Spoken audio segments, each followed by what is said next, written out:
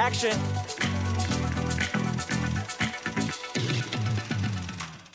We have a brand new campaign slogan. Let's make America great again. Well, I like the again part. Nobody knows more about business than Donald Trump, according to Donald Trump. I understand things. I comprehend very well, okay? Better than, I think, almost anybody. But no one is born with that kind of knowledge. It's acquired. So who did Trump acquire his business acumen from?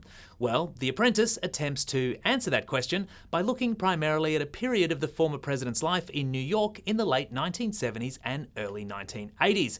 It's directed by Iranian-Danish filmmaker Ali Abbasi from a script written by journalist Gabriel Sherman. More on him later. Before he was the Donald, Trump was young Donald, desperate to crawl out from under the shadow of his tough father.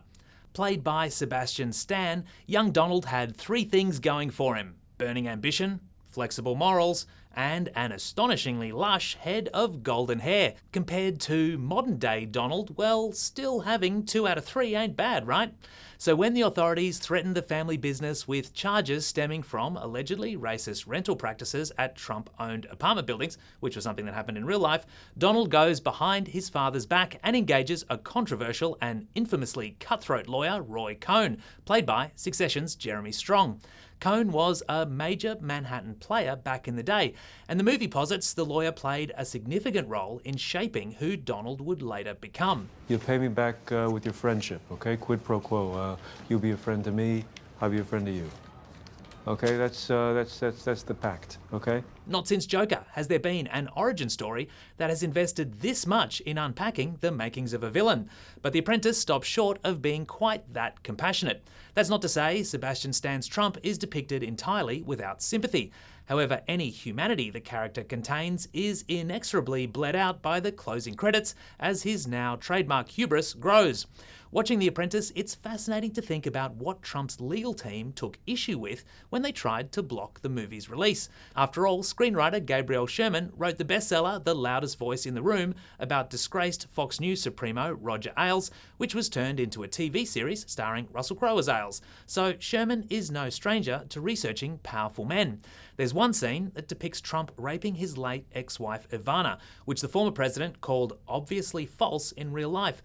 That would be pretty damning for most people, but this is a dude who was for real declared a rapist by a New York judge and used that fact to fundraise for his political campaign, and very successfully, I might add.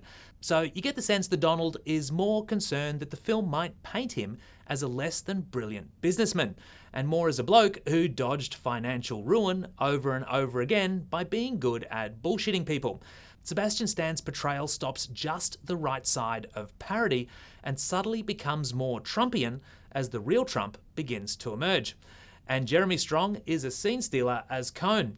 However, the film is let down a little by its commitment to looking like an old VHS tape. We get it, it's set in the past. And then there's the laughably obvious box ticking of its origin story. Did we need a scene that traces the roots of Trump's love of Brioni suits?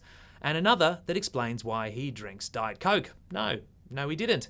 It's a bit like that Star Wars Solo movie that had the unnecessary scene that explains why Han's last name is Solo. You just don't need it, and it feels so superficial when a deeper exploration of character should be the goal. But otherwise, this is an interesting, albeit lightweight, portrait of a man who looms large over the world right now. The Apprentice gets 3 stars. And who knows more about the word apprentice than Donald Trump? And cut.